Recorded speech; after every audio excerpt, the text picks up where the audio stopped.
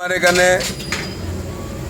প্রায় 900 লোক আছে। তো ভেজ পকোড়া আর চিকেন পকোড়া আছে। তো ভেজ পকোড়া কাটিং করে একে নুন মাখিয়ে ছেঁকে নিচ্ছি, আবার একে সব মশলা দিয়ে ভাজা হবে।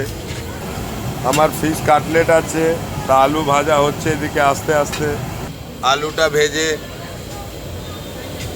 একে পেস্ট করে নেওয়া হচ্ছে। এদিকে চিংড়ি মাছ ক্রাঞ্চি করে ভেজে নিয়ে ডাস্ট করে ফিশ কাটলেটে যাবে। এই ভেটকি মাছ দিয়ে ফিশ কাটলেট হবে, থেকে বয়েল করে কাটা বাইর করে নেবো আমরা। আমাদের দুপুরের রান্না হয়ে গেছে প্রায় 200 লোকের। এদিকে আমার দুপুরের রান্না হয়ে গেছে। তাই না, খুব জোরে কাটিং চলছে, সবাই কাটিংয়ে লেগে রয়েছে। 800-900 লোকের খাবার আছে, তা যে যেখানে এখন কাজ করে যাচ্ছে।